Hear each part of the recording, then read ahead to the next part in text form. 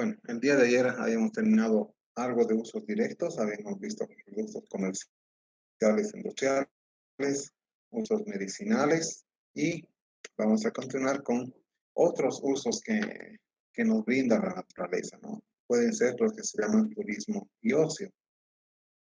Es decir, en este caso, la naturaleza nos brinda la satisfacción de algunas de nuestras necesidades, en este caso, de, de distracción, ¿no? Entonces, distracción por ver lugares, por ver organismos y muchas veces este tipo de distracción genera más dinero, si vemos en términos económicos, que el explotar la tierra misma para algún cultivo. ¿No? Es el caso donde hay lugares que son altamente visitados, como ser el Salar de Uyuni, como ser las montañas de Limani, como ser eh, algunos parques ecoturísticos. Entonces, en este caso, el terreno, pues, el, el ambiente es mucho más valioso como reserva natural que como campo de cultivo. Más valioso porque genera recursos a las personas que viven de esto y también evita la destrucción del mismo medio. Como un ejemplo, digamos, internacional son los parques nacionales donde se exhiben animales, ¿no? Hay varios parques africanos, pero también muchos parques nacionales en nuestro país. Entonces ahí existe más ingreso de dinero por ver lo que ya está que por destruir o extraer algo. Un ejemplo es el mismo Salar de Uyuni, que genera más dinero por turismo que por cultivo. De hecho, en el Salar de Uyuni no hay mucho que cultivar, ¿no? Pero trae tantos turistas los cuales generan tanto movimiento económico que no se necesita extraer nada de la tierra. Luego tenemos parques nacionales como el lago Titicaca, el Parque Tunari, Pairumani en Cochabamba y otros. Todos estas formas de aprovechamiento de la naturaleza pues no la destruyen y simplemente eh, la usan solo por existir, ¿no? Es decir, a mucha gente nos gusta ir a ver esos lugares, a pasear por esos lugares y obviamente nos molestamos cuando está sucio, cuando está contaminado. Entonces, uno de los servicios o uno de los usos que tenemos del medio ambiente es el ocio y el turismo. Ahora, vamos a ver algunos conceptos de biodiversidad. La biodiversidad tiene que ver con la variedad de organismos que existen en un cierto lugar geográfico, pero también tiene que ver con las interrelaciones entre estos organismos. Tiene que ver con cómo uno de estos organismos se relacionan unos con otros y cómo se sirven unos de otros. Entonces, la biodiversidad no se puede considerar solamente un grupo de distintas especies de animales, ¿no? Más bien es un sistema donde existen interrelación entre las distintas especies. Es un sistema complejo porque no es un sistema sencillo, no es que hay dos animales lado a lado, hay miles y cada uno de estos miles tienen una función o una forma de actuar que beneficia o perjudica a los otros, manteniendo un equilibrio. Cuantos más organismos distintos hayan que vivan en una cierta área geográfica, se dice que esa área geográfica tiene más biodiversidad.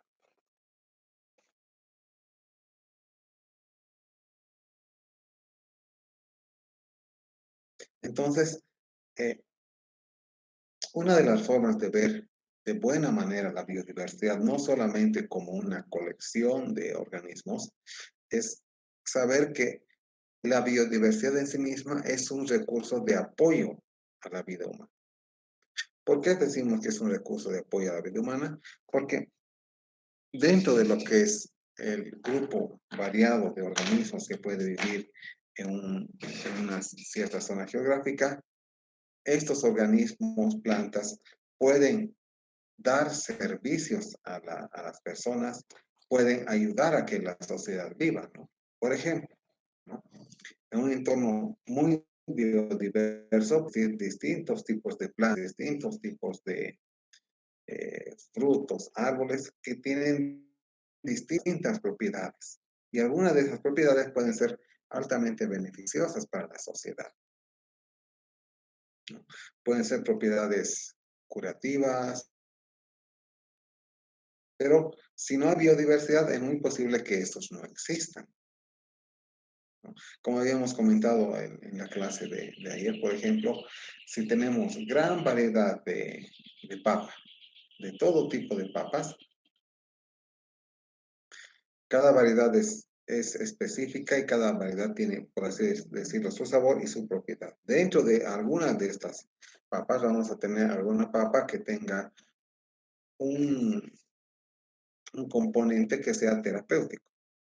Pero si solo tenemos un solo tipo de papas cultivadas masivamente, posiblemente vamos a perder esa propiedad. Entonces, se considera que la biodiversidad, tanto a nivel de plantas como animales, es un recurso que apoya a la vida humana como sociedad, ¿no? Es decir, brinda alimento, brinda ropa. Entonces, la biodiversidad es un apoyo. Si la biodiversidad es un apoyo a la vida, entonces tenemos que proteger la biodiversidad. Lamentablemente, esto se ve cuando uno mira la biodiversidad como grupo de personas, como sociedad, no solamente como una persona individual, ¿no? A una persona individual no le puede gustar que haya distintos tipos de frutos en su huerto, quiere un solo tipo del mejor. Pero a la sociedad como millones de personas nos conviene que existan huertos de todo tipo. Entonces vamos a hacer un paralelismo de qué es la biodiversidad, cómo podemos entender la biodiversidad con un ejemplo, ¿no? Entonces, tenemos, por ejemplo, las células del cuerpo humano. Todos sabemos que estamos compuestos de células. Tenemos células en los pies, en el cabello, en los brazos, en el estómago, células. Pero las células en sí no son iguales, no es lo mismo una célula del cabello que una célula de las uñas, que una célula de la piel, que una célula del estómago, que una célula del intestino. Entonces, tenemos muchas células en el cuerpo humano, no todas son iguales, ¿no? Pero estas células iguales se agrupan en, en lo que son tejidos. Entonces, tenemos eh, tejido, digamos, del estómago, tejidos del intestino, tejidos de la piel, tejido de los músculos, son distintos, ¿no? Y esos tejidos a su vez hacen órganos, ¿no? Tenemos pedacitos del intestino, hacen todo el intestino, pedacitos del hígado hacen todo el hígado, pedacitos del cerebro hacen todo el cerebro. Entonces, estos órganos ya son importantes. Y todos estos órganos componen el cuerpo. Si no hubiera células, no hubiera tejidos, no hubiera órganos, no hubiera cuerpo. Ahora, si las células fueran todas iguales, tendríamos todos tejidos iguales, posiblemente solo seríamos un órgano único, un estómago, un oído, un ojo, pero el cuerpo funciona con todos, con órganos distintos, tejidos distintos y células distintas. Entonces, así es como más o menos apoya la biodiversidad a la vida, ¿no? Los componentes de la biodiversidad vamos a ver más adelante, pero van desde el individuo, que sería similar a las células, hasta el grupo de individuos, que sería, digamos, una parte del planeta, por así decirlo. Entonces, más o menos así se relaciona lo que es la biodiversidad, es decir, un conjunto de organismos distintos que se juntan para hacer otro tipo de organizaciones, los cuales toditas hacen a la naturaleza. Entonces, las células podrían ser similar a las especies. Las especies se agrupan en comunidades. Las comunidades se agrupan en paisajes y toditas hacen a lo que es la biodiversidad global. Entonces, así funciona lo que es la biodiversidad. No es solamente grupos de organismos, son grupos que conviven y que interactúan entre sí. Eso es lo que es la biodiversidad llamada biodiversidad global. Ahora,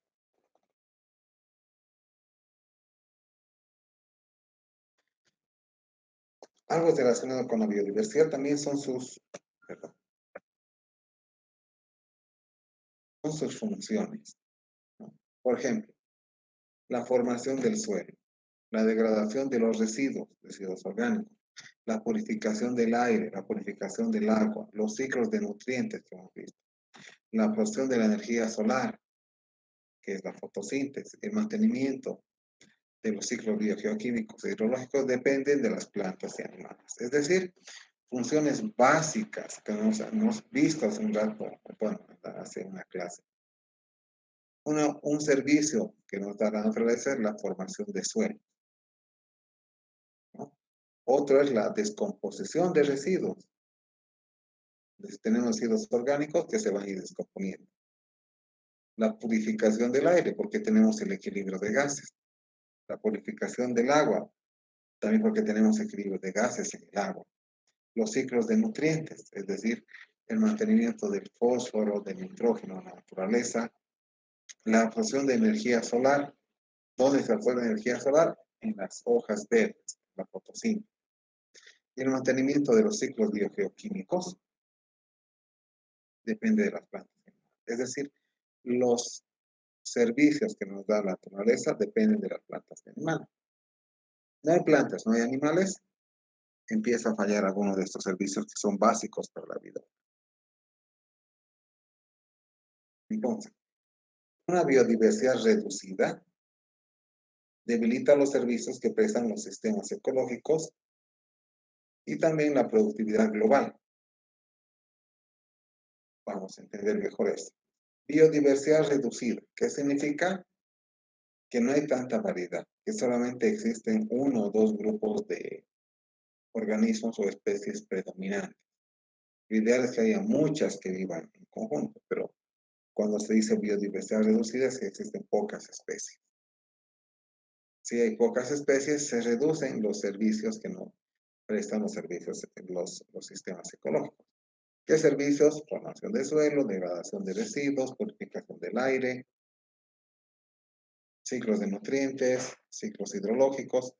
Entonces, si hay pocas especies, estas funciones se debilitan, ¿no? Y también disminuye lo que es la productividad global. La productividad global está relacionada con la generación de biomasa por área y por tiempo. Generación de biomasa quiere decir el aumento de peso o de volumen a lo largo del tiempo. Si no hay biodiversidad, también reduce esto, lo cual es bastante grave.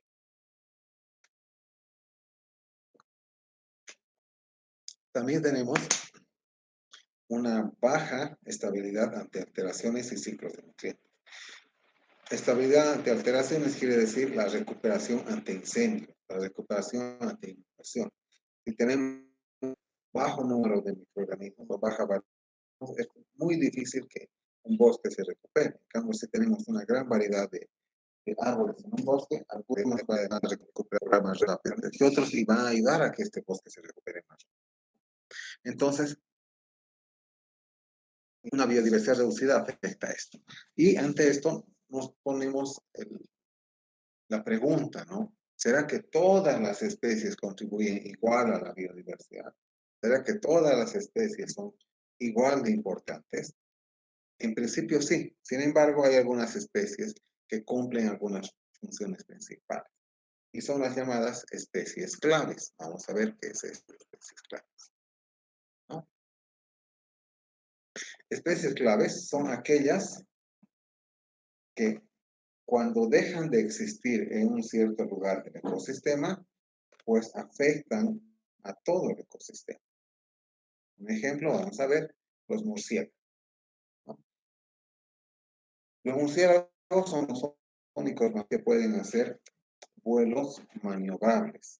Vuelos maniobrables, es decir, por ejemplo, las aves vuelan en línea recta. En cambio, los murciélagos pueden ir arriba, abajo, izquierda, derecha, ¿no? Pero los murciélagos, entre otras cosas, son especies claves porque cumplen diversas funciones en los ecosistemas. Por ejemplo, ¿qué hacen los murciélagos? Polinizan algunas plantas. También llevan las semillas para llevar unas plantas de un lado a otro. Y al hacer eso también ayudan a generar los bosques. Además, los murciélagos también se alimentan de insectos. Y de hecho controlan la población de insectos. Entonces se dice que son especies claves porque tienen muchas funciones importantes. Si es que desaparecieran los murciélagos en un cierto entorno, aparecerían otros problemas. Por ejemplo, dejaría de haber la polinización, por tanto dejaría de haber la reproducción de las plantas.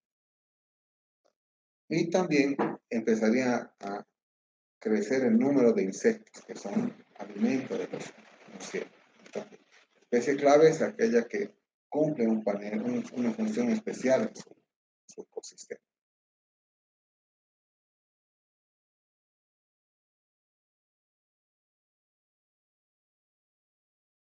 Ahora, hemos dicho que una biodiversidad reducida afecta a los servicios. Pero ¿cómo se reduce la biodiversidad? Se reduce la biodiversidad cuando se dice que se da la pérdida de recursos biológicos. Es decir, que dejan de existir los recursos biológicos, que disminuyen los recursos biológicos. Un minuto, por favor.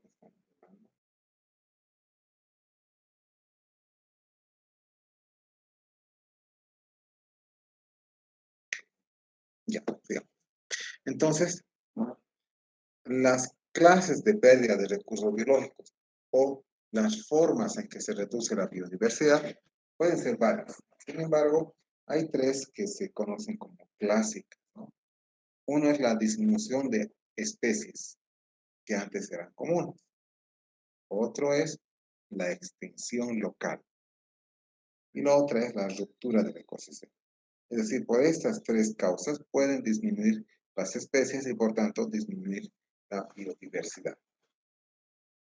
Vamos a ir hablando un poquito en detalle de cada uno de estos.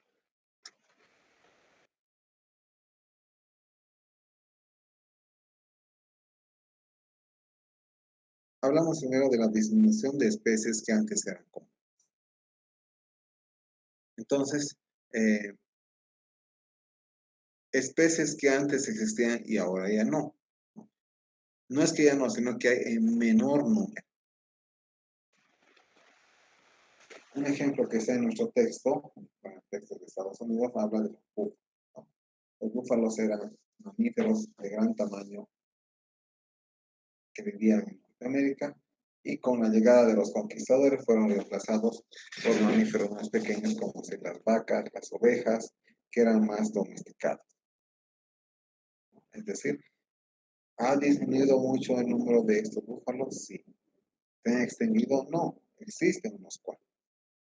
De igual manera podemos decir en nuestro continente, ¿no? Las llamas y alpacas, muchos años antes, eran parte de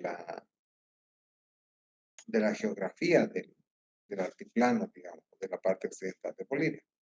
Sin embargo, desde la época de la colonia hasta más o menos 1980 fueron sistemáticamente eliminados. Entonces, no han desaparecido, pero hay un poco número. Entonces, una consecuencia de que haya reducido el número de alguna especie es que se reduce la variedad genética, ¿no? Es decir, las propiedades genéticas van siendo reducidas. ¿Por qué? Es lo mismo que tuviéramos una población de 10 millones de personas en un cierto lugar. Por alguna razón, se reduce a 100 personas. La diferencia entre los 100 millones y las 100 personas es que inicialmente no hay diferencia porque todas tienen ojos, cabeza, piernas. Sin embargo, esas 100 personas no representan esa variedad de las 10 millones. De esas 100 personas pueden ser morenas, pueden ser gringas, pueden ser eh, de cabellos ondulados, pero esas 100 son pocas en relación a todas, y esas 100 no tienen las mismas características que todas. Entonces, si de esas 100, eh, alguna se contagia de una enfermedad, puede contagiar a las otras 99 y mueren. Pero en los 10 millones es muy posible que se contagiaran casi todos, pero algunas de esas personas iban a tener alguna capacidad inmune ante esa enfermedad. Entonces no desaparecía la especie. Entonces la reducción del número de individuos de una especie tiende a reducir la reserva genética y pierde algunas características, ¿no? Y si a partir de esos pocos se reproduce toda una población, pero las características de las primeras no se pueden recuperar. Otro es otra, otra forma de reducción de las especies o de reducción de especies, ¿no? La extinción local es un fenómeno que es natural, es un fenómeno que se da, se sigue dando y se daba desde hace millones de años, pero desemboca en la extinción, quiere decir desaparición total de una especie.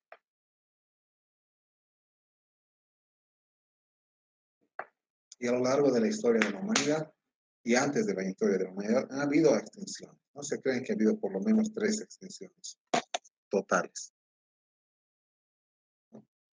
La última fue más o menos hace 60 millones de años. Y a partir de esos 60 millones de años, muchos organismos desaparecieron, se extinguieron, pero a partir de eso, otros se formaron. Pero recuerden, 60 millones de años. La extinción es un proceso natural y que es lento en el sentido de varios millones de años. En esos varios millones de años, algunas especies tienden a desaparecer y otras tienden a aumentar en número y toman el lugar de las que desaparecen. Sin embargo, actualmente quiero decir estos últimos 100 años, la velocidad de extinción es hasta 10.000 veces más rápido a la extinción natural.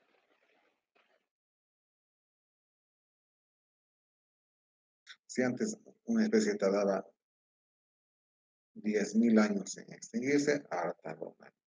Si antes tardaba 1 millón de años, ahora tarda 100 años.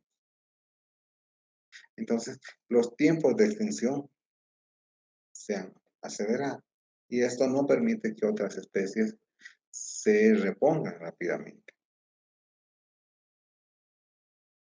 Entonces, ¿y por qué esas extinciones no es de forma natural, sino básicamente por la destrucción de los lugares donde viven las especies, es decir, la destrucción de bosques?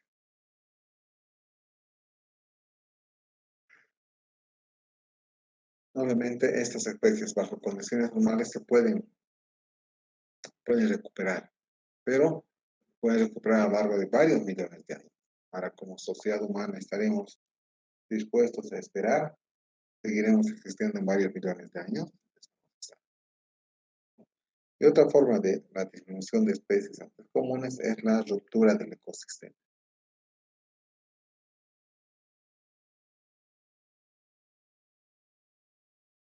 La ruptura del ecosistema quiere decir eh, por ejemplo, separación física de un valle. Si antes había un valle y ahora lo convierto en represa, obviamente todo lo que estaba en el valle va a dejar de existir.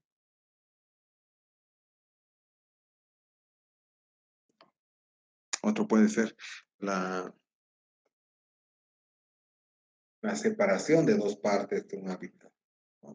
Separación por carretera, por alguna infraestructura. Entonces va a evitar que algunos organismos que iban de lado a lado en su hábitat lo hagan, se queden en la mitad y posiblemente vivan en un lado y sacan alimento del otro. Entonces también va a empezar a desaparecer.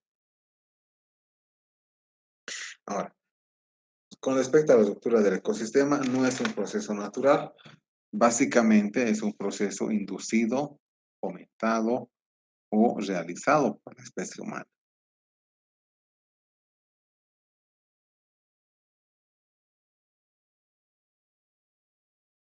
Entonces, a medida que aumenta la población, también disminuye la biodiversidad.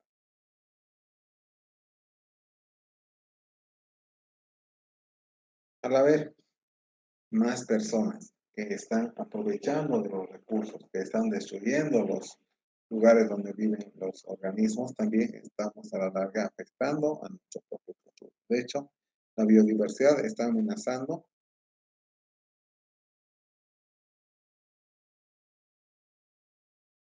a la vida que se tiene.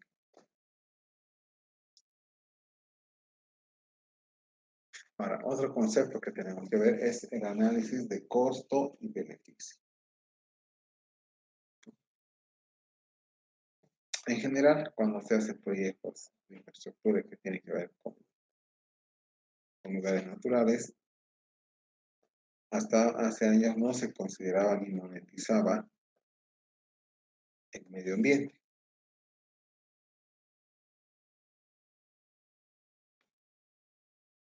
Ahora ya se lo hace, ¿no? Sin embargo, tenemos que ser claros en que no se puede colocar un valor monetario a lo que es salud o belleza.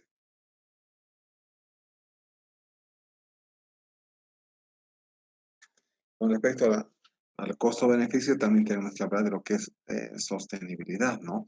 Sostenibilidad quiere decir con la permanencia a largo plazo de una intervención, ¿no? Ahora, hay tecnologías que contribuyen al desarrollo sostenible.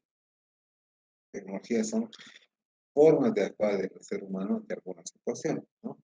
Por ejemplo, el control de la contaminación contribuye al desarrollo sostenible. ¿Por qué? Porque hace que la contaminación no afecte la salud de las personas, de los animales, de las plantas. Si no afecta la salud, pues pueden seguir viviendo. También algo que contribuye al desarrollo sostenible es la producción de energía renovable. ¿Por qué? Porque las fuentes de energía convencionales están empezando a ser más caras, como ser el gas, la gasolina, la electricidad. También contribuyen al desarrollo sostenible lo que es el reciclado y la recuperación de recursos. Reciclado es decir, el usar nuevamente algo que ya hemos utilizado una vez. Algo más clásico es botellas, vasos, se puede utilizar nuevamente. También contribuye al desarrollo sostenible la gestión de recursos.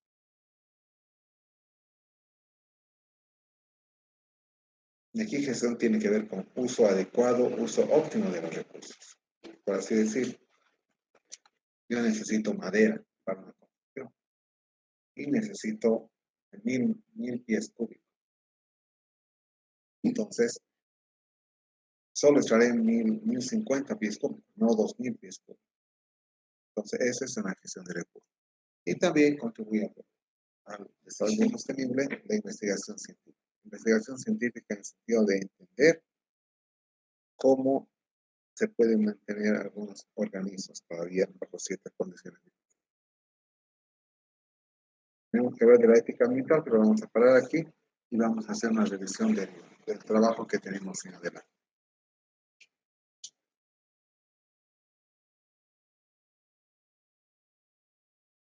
Ya. No sé si saben, ya he puesto en la carpeta el trabajo que es de control de lectura. Podemos ir a ver a nuestra materia.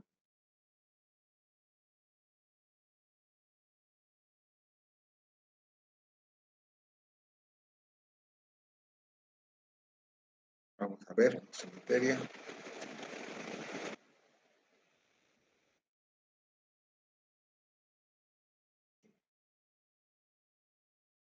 Entonces he colocado recién.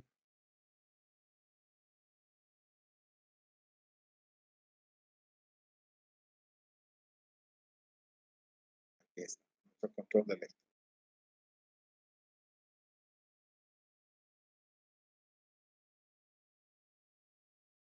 ¿Qué nos dice? Tenemos una tarea. Entonces vamos a entrar a esta carpeta.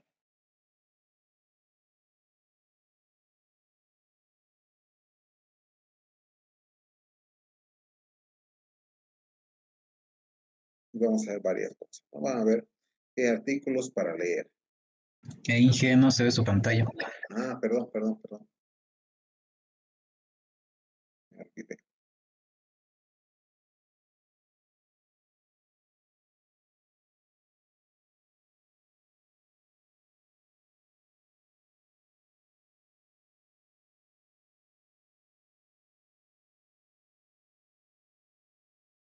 ya. Entonces tenemos aquí historia de la contaminación y tenemos la tarea control de lectura, ¿no? Que se entrega el 22, que es la siguiente semana. Van a ver qué cosa tenemos aquí. Tenemos artículos. Cada uno tiene su, o sea, cada artículo tiene su número, ¿no? Están numerados del 1 al 13.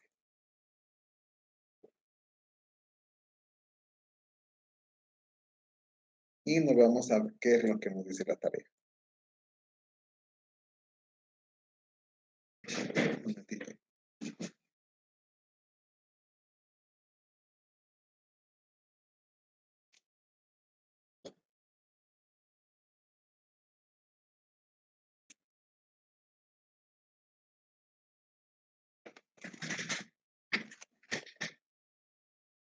Tenemos nuestro instructivo. ¿Qué nos dice?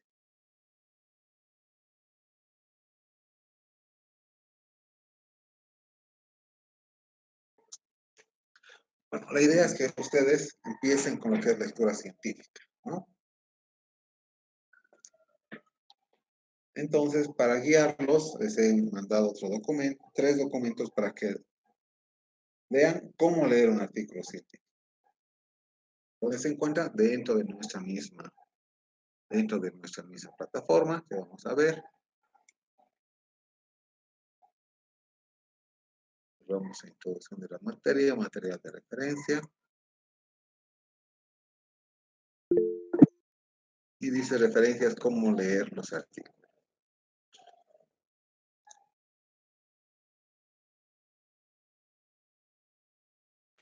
Y aquí tenemos 3 vínculos, ¿no? Tenemos este.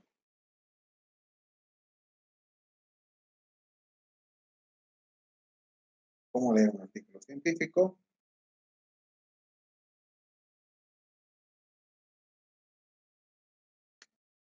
Entonces, esto lo tienen que leer ustedes. Luego, este otro.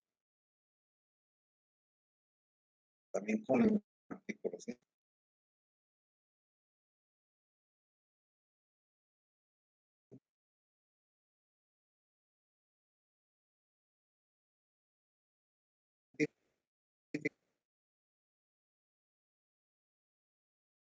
Luego tenemos este otro.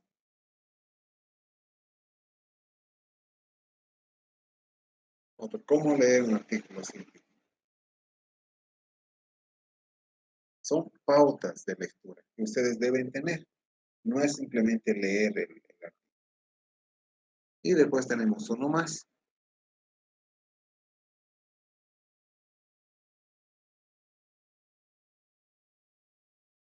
Cómo leer y entender un artículo científico, una guía para novatos. También aquí nos dice qué hacer, qué cosas tomar en cuenta, las preguntas y varias cosas.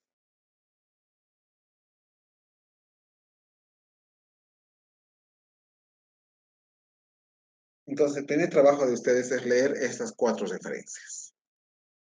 Estas 4 las tienen que leer y entender. Una vez que han leído y entendido, Seguimos leyendo el documento. Entonces, una vez que han leído, tienen que leer el artículo que les ha tocado.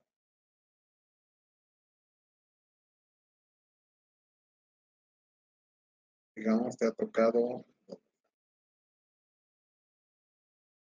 control de lectura.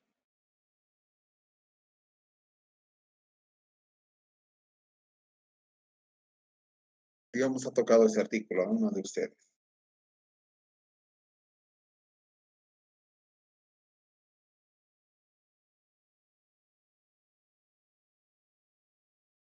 Análisis de la calidad del agua y factores de contaminación ambiental en el lago San Jacinto de Tarija. Pero recuerden, primero tienen que leer esas 4 referencias anteriores. Después recién van a leer el artículo que les toca. Para tener más idea. Digamos este artículo. Y a partir de en la tarea de este artículo tenemos que hacer. ¿Cuál es la pregunta principal del artículo?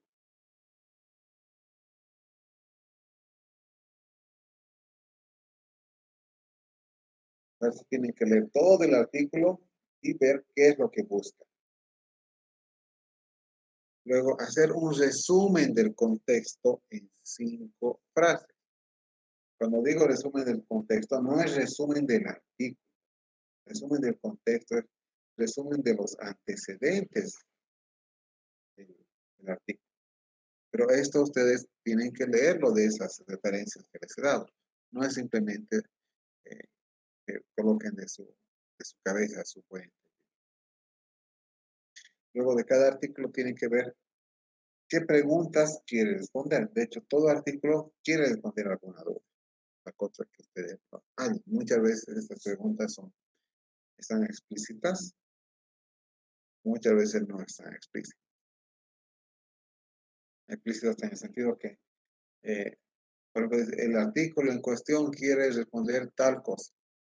En algunos artículos no está tan directo. Hay que leer muy bien y buscar qué se quiere entender.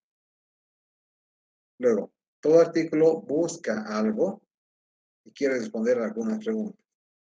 Y la idea es, la siguiente pregunta es, ¿cómo quiere responder la pregunta? Entonces tenemos, por ejemplo, aquí el resumen, la introducción, los materiales y métodos. En la introducción es de donde tienen que sacar el resumen, ¿no? En 5 frases. Materiales y métodos es cómo quiero realizar eso que me he propuesto.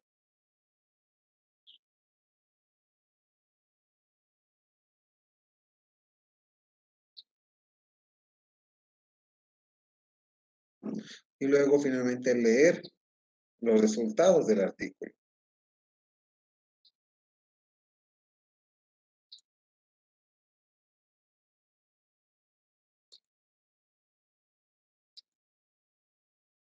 Leer los resultados de ese artículo.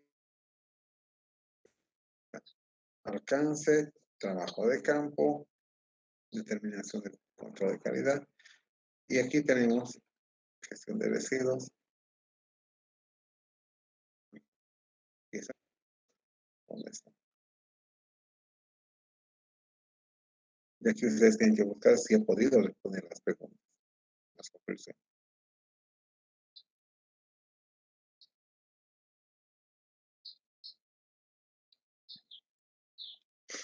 Y luego, se les pregunta si la conclusión del artículo es coherente con los resultados. ¿Y por qué? Entonces, tienen una semana para leer todo eso y en una semana pueden dar hasta 30, 50 leídas a cada artículo y responder coherentemente estas preguntas. No, aquí voy a calificar realmente si han entendido el artículo.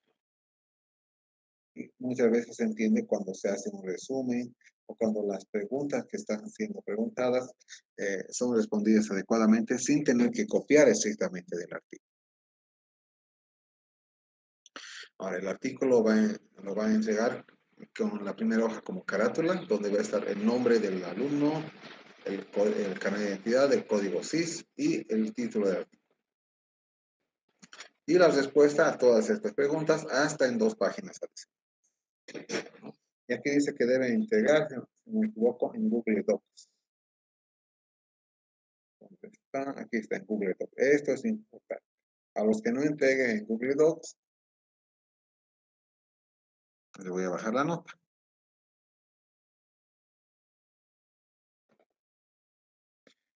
Entonces, lo que he colocado anoche es qué artículo le toca a cada uno de ustedes. ¿No? Tenemos aquí el código SIS tanto, el artículo 1, código SIS tanto, artículo 2, y así tenemos para todos los alumnos.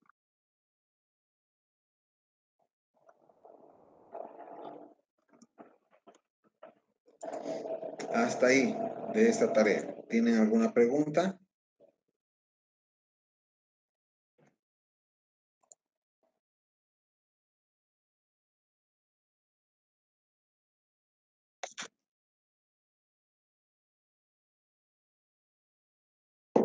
¿Entienden todo?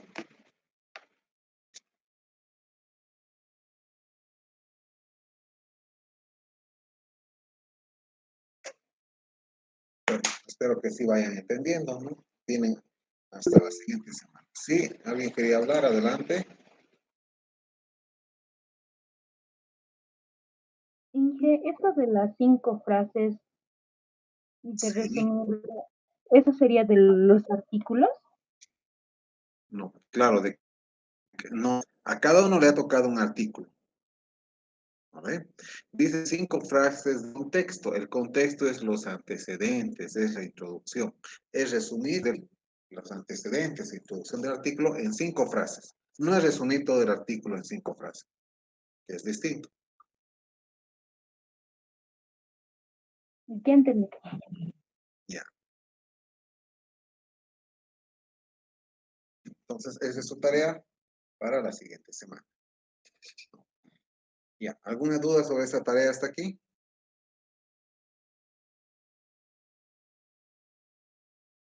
Parece que no. Entonces, vamos a hablar de la tarea de ahora, ¿no? De lo que tenían que entregar ahora. ¿Han tenido algún problema? ¿Tienen algún problema hasta ahora? Porque hoy día tienen que entregar. Vamos a ver quiénes han entregado.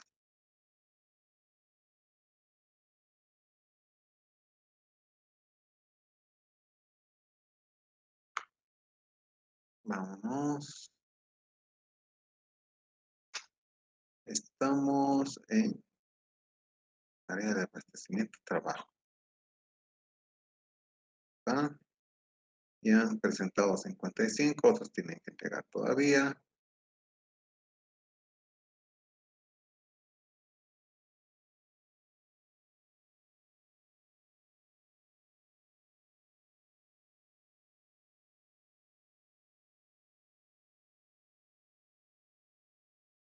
Entregado. A la cachaca también entregado.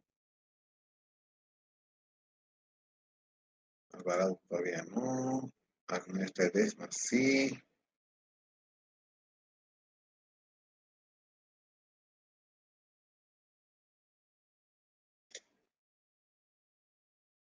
Luego Aspeti también.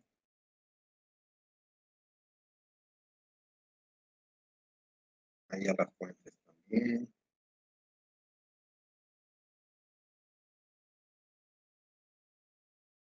Ayala Licona también.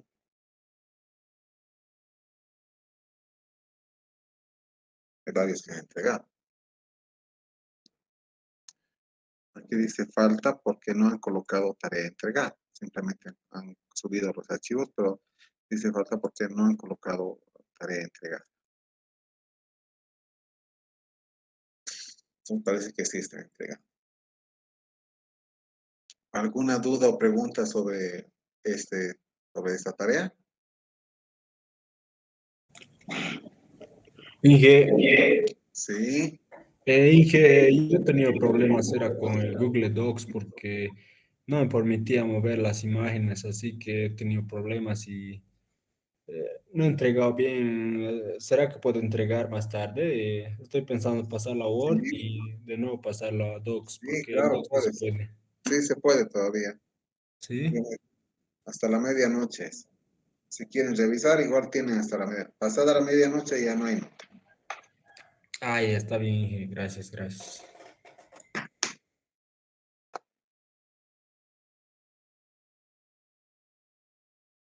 ¿Alguna pregunta, consulta?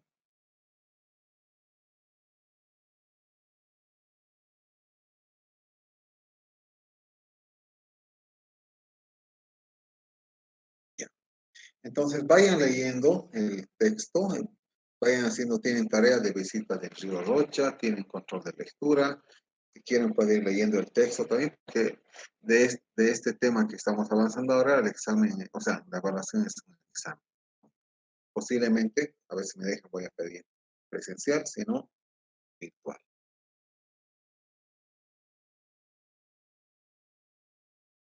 Ya, si no, vamos a quedar ahí. Vamos a acabar temprano. Hoy día ha sido una clase muy corta porque he tenido que hacer otras cosas.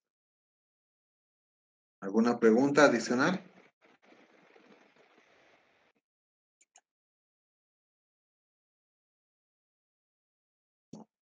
Bueno, ahí quedamos, alumnos. Buenas tardes. Nos vemos el siguiente miércoles. Hasta luego.